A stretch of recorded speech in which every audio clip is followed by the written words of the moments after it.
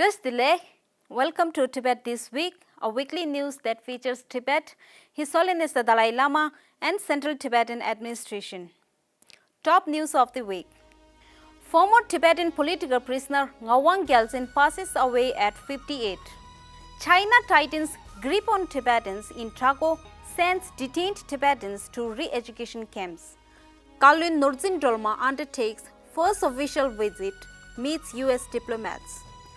Office of Tibet Australia participates in International Mother Language Day work.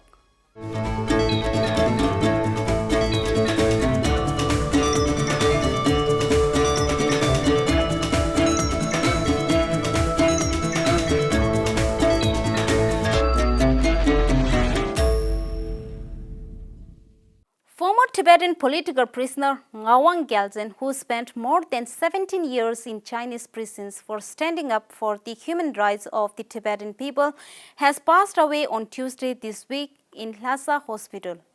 He was only 58 years old. He was one of the Tibetan monks who staged the first known pro-independence peaceful demonstration in Lhasa on 27 September 1987. He was later arrested and detained for 4 months at a detention center in Lhasa. Following his release, he continued to work for Tibet's independence and the fundamental human rights of the Tibetan people through non-violent political activities. On 28 November 1989, Lhasa People's Intermediate Court sentenced him to 17 years in prison for taking part in counter-revolutionary groups, inciting separatism, conducting espionage acts, and trespassing international borders. He was also subjected to 5 years of deprivation of political rights in addition to his lengthy sentence term.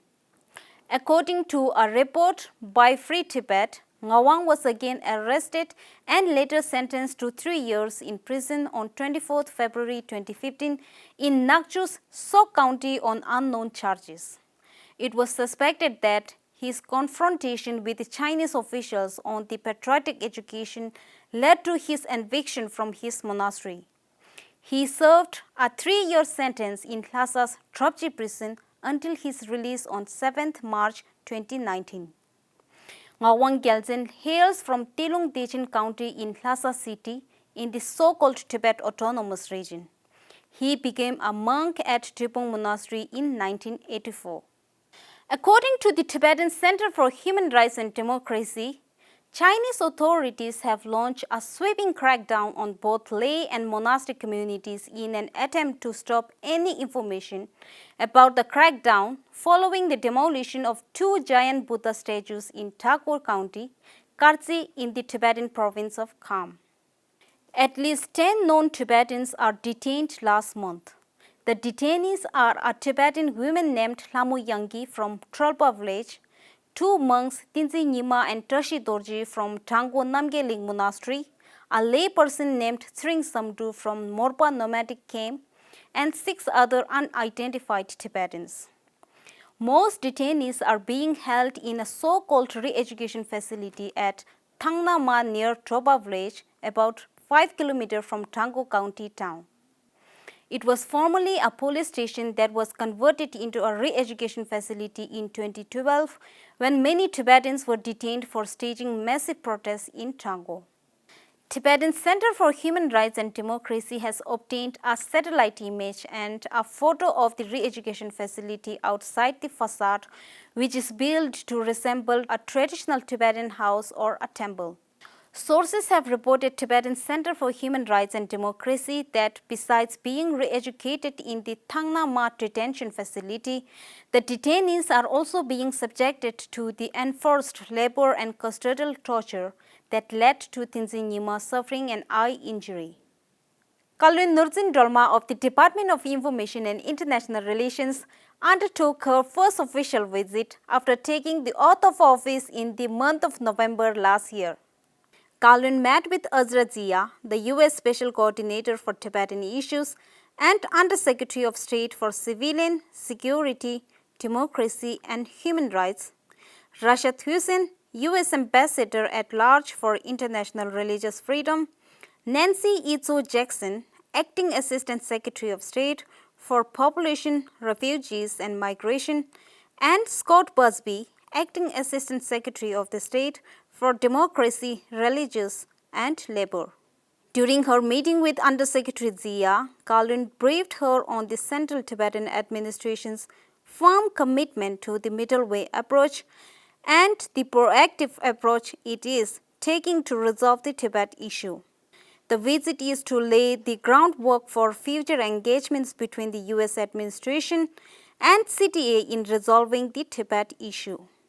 The Undersecretary Zia congratulated Kalon on her appointment as the minister and expressed her eagerness to visit Dharamshala to meet His Holiness the Dalai Lama and the Central Tibetan Administration officials in the coming months. For the meetings at this U.S. State Department, Kalon Norzin Dolma was accompanied by the Department of Information and International Relations Secretary Karma Ching, Representative Namgyal Chutup and Secretary Tashi Thundu from the Office of Tibet. Representative Karma Singhi and the Canberra Tibetan community participated in the annual International Mother Language Day walk to represent Tibetan language on Monday this week. Representatives of the Tibetan community raised awareness on Tibetan language, current human rights situation in Tibet to the members of other communities such as Bangladesh, Ukraine, India, China and Myanmar. Ms. Tara Shane, members of Legislative Assembly, Minister for Multicultural Affairs of Australian Capital Territory, and Ms. Elizabeth Lee, members of Legislative Assembly, Opposition Leader of the Australian Capital Territory, took part in the event and spoke about the importance of the promotion and preservation of their mother language. International Mother Language Day has been observed worldwide on 21st February every year since 2000, after it was approved by UNESCO as a result of the initiative led by Bangladesh. It is the day to celebrate linguistic diversity and to promote differences in culture and language to develop respect and tolerance for each other. That is all for this week. See you next time and have a great weekend.